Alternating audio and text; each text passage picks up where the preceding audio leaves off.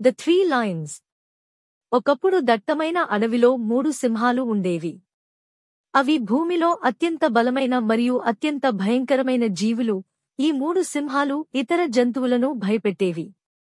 3 సింహాలు ఒకే తల్లికి పుట్టిన పిల్లలు, అవి కలిసి పెరిగిన సోదరులు, మరియు అవి ఒక్కొక్కటి భిన్నమైన వ్యక్తిత్వాన్ని కలిగి ఉన్నాయి.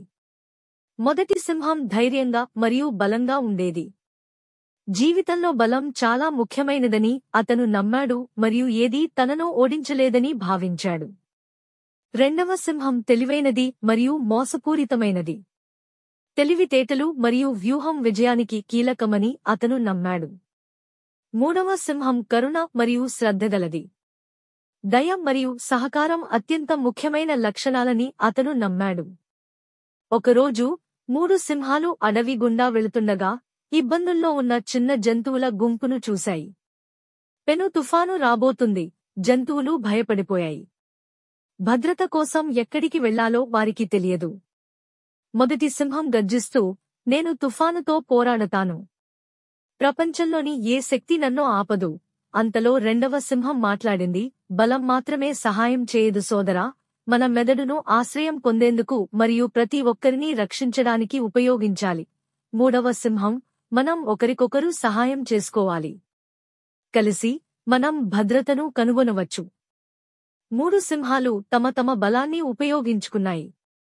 మొదటి సింహం తన శక్తితో జంతువులను నడిపించింది, మార్గాలను క్లియర్ చేసింది మరియు మాంసాహారులను భయపెట్టింది. రెండవ సింహం ఒక తెలివైన ప్రణాళికతో ముందుకు వచ్చింది. తుఫాను నుండి ప్రతి ఒక్కరూ ఆశ్రయం పొందగలిగే సురక్షితమైన గుహను కనుగొనడం. మూడవ సింహం అన్ని జంతువులను చూసుకునేలా చూసుకుంది, ఆహారం పంచుకుంది మరియు భయపడిన వాటిని ఓదార్చింది. తుఫాను దాటిన తర్వాత జంతువులు సురక్షితంగా ఉన్నాయి మరియు ప్రతి సింహం ఒక ముఖ్యమైన పాత్ర పోషించిందని వారు గ్రహించారు. బలం, తెలివితేటలు మరియు దయ అన్నీ ముఖ్యమైనవే అయినప్పటికీ, ఈ లక్షణాల కలయికే వారిని నిజంగా శక్తివంతం చేసేదని 3 సోదరులు తెలుసుకున్నారు.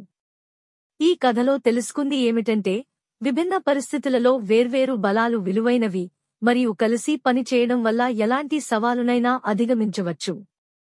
బలం, జ్ఞానం మరియు కరుణ యొక్క సద్గుణాలను తెలియజేస్తుంది మరియు కష్టాలను అధిగమించడంలో అవి ఒకదానికొకటి ఎలా సహాయపడ్డాయో తెలుసుకున్నాయి. ఈ స్టోరీ విన్న ప్రతి ఒక్కరికి ధన్యవాదాలు. మీకు నచ్చినట్టయితే ఒక లైక్ కొట్టండి మరియు కథ గురించి మీ అభిప్రాయాన్ని కామెంట్ రూపంలో తెలియజేయగలరు.